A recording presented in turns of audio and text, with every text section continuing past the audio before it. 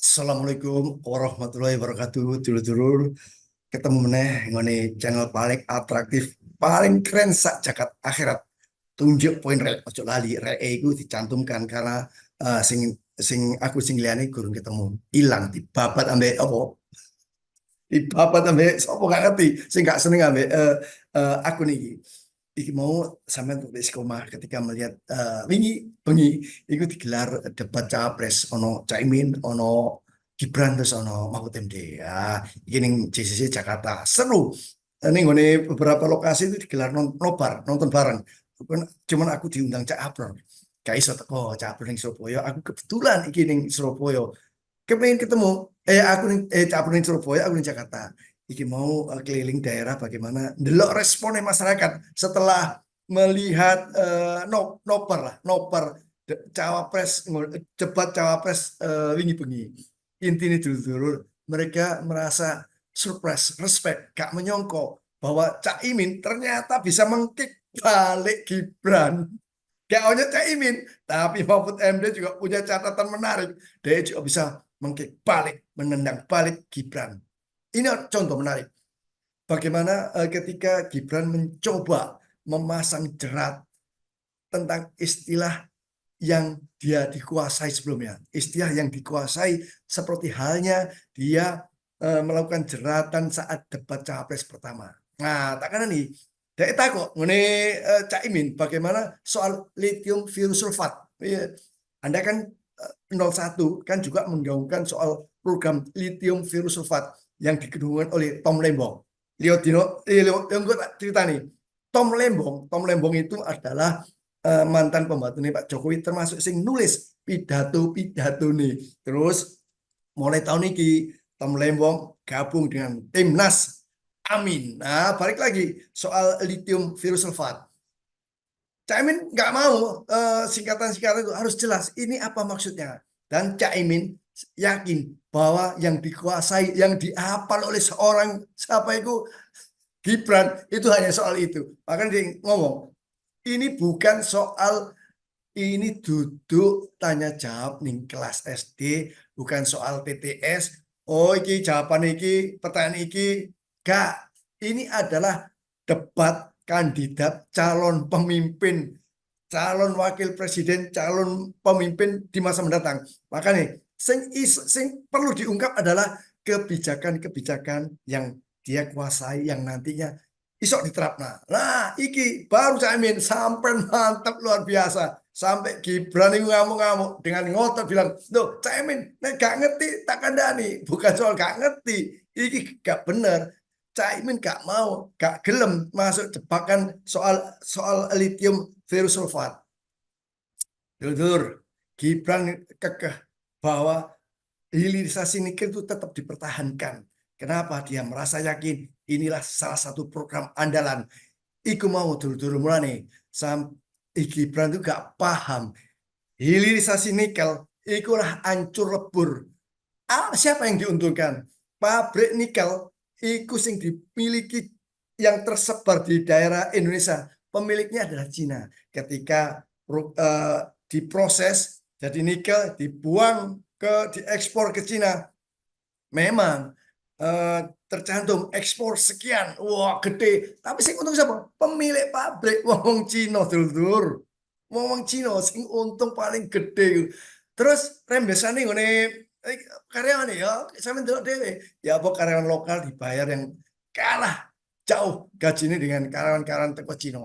Itu satu hal. Yang kedua, sampai pesani sering bentrok terjadi bentrok fisik, yaitu kesenjangan sosial antara tenaga kerja Cina dengan tenaga kerja lokal. Ini soal hilirisasi satu hal. Nah, yang kedua, bagaimana Mahfud MD dan Cak Imin itu saling umpan lambung supaya apa? Supaya iso nyemes Gibran.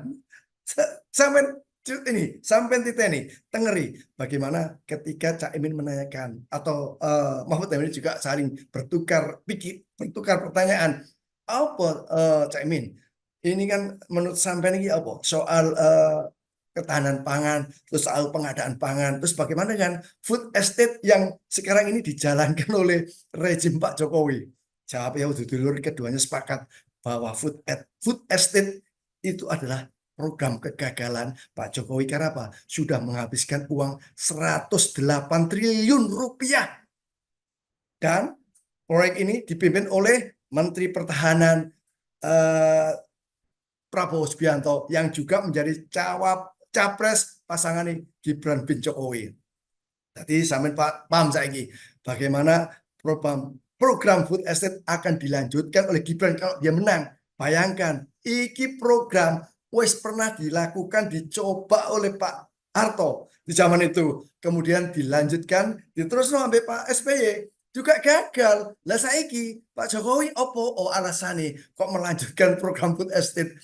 Dulur-dulur, nek analisane para pakar, ikut tanah ngoni Kalimantan itu untuk ketahanan pangan diubah jadi ditanami pohon gak cocok. Kenapa? Tanahnya itu sangat asam dan kurang nutrisi bagi tanaman. Iku loh sing gak digatek nombek pemimpin. Pak Harto juga ngono bisa dikandani. Tapi kan ini ada ambisi politik, ambisi untuk apa ya ngeklaim iki loh. Aku iso memperbanyak makanan pangan di Indonesia. Satu hal dulu kudu dicatat. Sing rugi sapa dulur rakyat.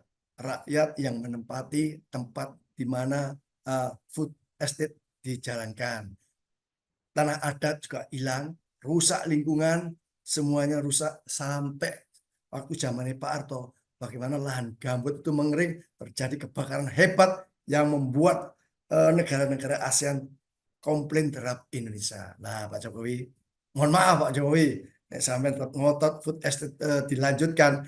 Pertanyaan nih, opo untungnya Pak Jokowi? Opo untungnya Gibran sampai ngotot hilirisasi nikel wis gak ono untungnya. Saiki tetap mempertahankan food estate. Mulane Cak Imin ambek Pak Mahfud MD terang-terangan bahwa rezim Jokowi bertanggung jawab terhadap program-program yang telah menyengsarakan banyak masyarakat dan menghilangkan area tanah area hutan. Nek istilah Pak Mahfud MD hutan seluas Korea Selatan hilang gara-gara proyek ini. Catatan ini dulu sama ketika Cak Imin dijebak dengan lithium tadi menolak kenapa? Ini gak iso kita dijebak, dialognya tetap terkungkung. Ini adalah jebakan Batman Gibran. Tapi alhamdulillah Cak Imin sudah membahas ini bersama dengan kolega-koleganya. Saat dulu sekedar informasi. Ya opo politisi PKB itu sudah menggaungkan bahwa saatnya Cak Imin capres pokoknya kudu wani ngelawan anak juragan. Maksudnya anak juragan itu ya si Gibran dalam debat capres itu. Soalnya melawan, nggak usah sungkan-sungkan. Soal rasa psikologis pernah jadi menteri ini, soal Pak Mahfud MD yang saya ini masih jadi menteri, nggak usah sungkan-sungkan. Ini debat ini untuk apa? Untuk rakyat dulur-dulur supaya ngerti. Oh iya, kerangka berpikirnya soal kepemimpinan seorang Gibran kayak gini. Bagaimana respon atau kerangka berpikirnya Cak Imin terus Mahfud MD. Jadi ngerti kabeh. Aja asumsi. Kayak ada data dah soal food estate jelas kan sudah ada menghabiskan duit 108 triliun dulu. Iki duit sopo? Duit rakyat pajak itu. Duit utang. Nah, bisa utang, bisa enggak. Nah, itu mau. Nek Cak Imin diseret-seret gak gelem. Lu seru adalah ketika Gibran adu argumentasi karo sopo Mahfud MD. Ya opo Gibran foto emosi menjelaskan Pak Mahfud MD iki gak iso jawab aku sih. Salah iku. Pura-pura dengan bahasa sing rodok mekedel. Dek ndelok ngene. Kok aku gak nemu jawabannya Pak Mahfud MD. Dibal sampai Pak Mahfud MD. Iku jawabanmu ya gak bener juga. Aku cari Pak Mahfud MD. Pak Mahfud MD gak akan menjawab soal apa pertanyaan recehan. Marah. Kenapa? Gibran kurang ajar ini.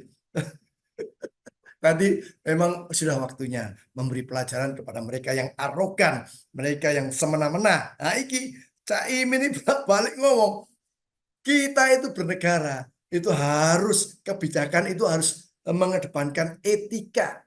Etika, dulur, etika bernegara, etika berkehidupan sosial, etika berbisnis, pokoknya pokoknya nyerempet-nyerempet etika, etika MK mungkin ya yang dimaksud itu mau sama ketika Pak Mas Iling ketika debat capres itu kan Anies Baswedan dia ngomong, Pak, Pak kok ngene Pak Pak Prabowo, ya apa sampean? Perasaanmu salah ya apa ketika eh, untuk pasangan Gibran yang dalam tanda kutip melanggar etika Mahkamah Konstitusi. Wah, itu seorang Prabowo Subianto terpancing emosinya, hilang gemoynya. Iku watak asli sesungguhnya Pak Prabowo. Saiki Pak Prabowo ente-entean rusak pamore sebagai tokoh gemoy. Ya, balik lagi tidur. Mulane iki menarik bagaimana soal-soal tentang lingkungan hidup, adat, budaya yang dibahas nih cawapres, debat cawapres itu menunjukkan keleluasaan pikiran atau rasionalitas seorang cawapres. Nah, aku merangkum subjektif bahwa Gibran menghafal begitu dia keluar dari hafalan tidak bisa dia apa membahas secara leluasa, nggak bisa. Dia hanya hafal satu dua topik. Ya, setelah itu begitu dia mencoba menarik musuhnya untuk berdapat dalam satu dialog yang dikuasai, gak gelem, ya repot. Iki artinya Gibran ajur mumur, tutur. Cak Imin ini juga beberapa nyinggung bahwa soal budaya misalkan adat, bahwa kita juga membangun Indonesia itu juga mengedepankan perlindungan terhadap masyarakat adat setempat. Nah, itu perlindungan. Kita harus negara itu harus hadir ketika masyarakat adat memerlukan bantuan. Ojo menganggap bahwa menghormati adat itu mau cukup gaya baju adat. Terus dalam acara kegiatan setahun sekali sing dibidik sawo dulu-dulu ya apa Pak Jokowi kebiasaan untuk melakukan upacara pitulasan ngene istana terus ngene gedung MPR nggih klambi adat. Nah, iku sing tema adalah Pak Jokowi, Bapak Gibran. Dulu tekan dulu. Iki debat iki minggu. Itu hanya selang sehari setelah Pak Jokowi itu dikabarkan ramai ning medsos dikabarkan bahwa Pak Jokowi itu pengen ketemu Megawati, Ketua Umum PDIP Perjuangan. Sing bocornya adalah politisi PDIP sendiri. Politisi PDIP ini tidak membantah, malah membenarkan bahwa Pak Jokowi memang pengen ketemu sampai Megawati. Cuman aku gak ngerti. Cari ini sih Andreas Hugo nih, Pareira ini. Apa kepentingan Pak Jokowi ketemu di sana? Dan ini sudah disampaikan eh, ke petinggi-petinggi PDIP. Terus apa jawab Megawati, apa jawab petinggi guru mau jawaban. Ya mungkin karena sibuk dengan pelaksanaan pilpres, sibuk dengan pileg maupun pemilu. Nah, tapi sesungguhnya dulu ini mencerminkan bahwa Pak Jokowi ini saja nih, itu lagi bingung. Bingung ya apa? Iki gacuane, iki capres yang di endorse Pak Jokowi alias Prabowo dan Gibran, iku gak nyundul langit. Dalam beberapa sama Cili kan, Dino Opo itu Cak Abram menjelaskan ada survei yang dilakukan oleh majalah internasional Bloomberg menyebutkan bahwa sing menang adalah Anies Baswedan. Artinya, kalaupun Pak Prabowo menang, itu tidak mungkin satu putaran dalam ukuran apapun, dalam fakta atau ilmu apapun, menurut para pengamat politik, tidak ada ini logikanya itu sampai sebut pulau ning Jawa, Jawa Tengah, Jawa Barat, Jawa Timur. Ini praktis masing-masing dikuasai oleh capres. Jadi nggak bisa yang unggul lebih di atas 50% di Pulau Jawa ini nggak ada. 30%, 40, 30. Padahal jujur suara ning Jawa, ini Pulau Jawa gitu. Sepuluh sing kayak Jawa Barat, Jawa Timur, Jawa Tengah. itu rata-rata 34% perbedaannya. Selisihnya cuman itu. Jadi nek Pak Prabowo ngeklaim bahwa yakin satu putaran nggak ada lagi namanya dua putaran, itu adalah ndopos gede. Artinya apa? Cari pengamat politik hanya satu yang bisa melakukan menang satu putaran. Sopo? Lewat kecurangan dewa. Artinya sopo? Sing bisa ngelakukan kecurangan tingkat dewa itu ya rezim penguasa. Mereka lah yang memiliki segala infrastruktur, segala apapun. Dia bisa mengendalikan semuanya. Nek gak izin ya iso, sampai terserah. Tapi ojo lali, dulur-dulur ibarat main bal, dulur-dulur ya. Nek wasite curang, ojo lali. Mari bubaran, ono pemain, ono penonton, ono supporter. Nek dek ngamuk, supporter iki mlebu lapangan. Kisah dulur-dulur, bayangkan Pak Jokowi, nek iki serius, nek panjenengan nggak netral, tetap pura-pura netral, tapi anak buah sampean bergerak kayak ngono iku. Contohnya apa? Wis akeh. Wis akeh. Nek sebut situ sampean googling aja ke netralitas Pilpres 2024. Wah, sing terakhir adalah bagaimana eh, laporan dugaan 54 juta suara siluman di DPT itu dilaporkan resmi ke KPU. 54 juta. Gak main-main dulur. Mulane ini kan semacam was-was ketika Pak Jokowi, ketika beberapa pengamat mengingatkan yang iso menangi Pilpres sekali putaran adalah mereka yang berkuasa. Kenapa? Lewat kecurangan. Kecurangan tingkat dewa. Gak main-main. Tingkat dewa. Mulane nek takoi Pak Jokowi, anak perlunya apa? Sampean ketemu ya Bu Mega itu. Wong wis pisah ranjang suwe, wis amu-amuan tuh sampean kok tiba-tiba kangen-kangen nah dari nggak mungkin itu. Pak Jokowi merasa dia hopeless terhadap pasangan sama pegicot itu loro. Jadi nek Pak Prabowo nang paslon nomor urut loro iku paslon pegicot. Pasangan ini anak Dewi Gibran. Nah, mau dulur bagaimana seorang Jokowi akhirnya menyadari bahwa masyarakat itu ingin melakukan perubahan dan Pak Prabowo nggak usah lah ngotot, nggak mungkin kita nggak menang satu putaran. Ojo ngono Pak, sampai waton itu waton istilah apa ya? Pokoknya ya sampai bekas militer deh. Jadi pokoknya jadi komandan, wes instruksinya kudu dilaksanakan. Enggak, ini sampai berhadapan dengan 270 juta rakyat Indonesia. Ono pertanyaan, mosok ambek satu keluarga 270 rakyat isok kalah rek. Sopo satu keluarga? Iku keluarga Pak Jokowi, dinasti Pak Jokowi. Sepuluh Pak Jokowi, aku kudu ngomong ngono. Kenapa? Ini menyangkut nasib rakyat. Nek sampean leren, ya lereno. Mandek pandito, dadi negarawan. Wis dielingno Mek Bu Mega. Bagaimana nek wis mari jabatane wis entek ya wayahe. Iku hukum alam. Hukum alam apa ya wis selesai. Gak ono apa-apane. Ngono dulur-dulur. Jadi iki balik lagi ya apa tunjuk poin selalu hadir untuk memberi sentilan dengan gaya logat Surabaya, gaya konco-konco sing teko luar negeri dan beberapa kota semuanya iki awake tetap menyatakan terima kasih. Termasuk teko dulur ko Brunei Darussalam tak komplain. Rod, aku teko Brunei. Oh iya tak sopo sampean teko Cak di teko Malang terus teko Surabaya, Sidoarjo. Nah, iki ono sing anyar. Teko teko di Banyuwangi, pengusaha bernama Rinawati. Rinawati. Wah, cilik aneh Iin. Nah, aku nyeluk besan. Kenapa? Mirip ambek besanku, tapi cik. Oh, ini dulu-dulu tapi semua. Assalamualaikum, salam 3 poin.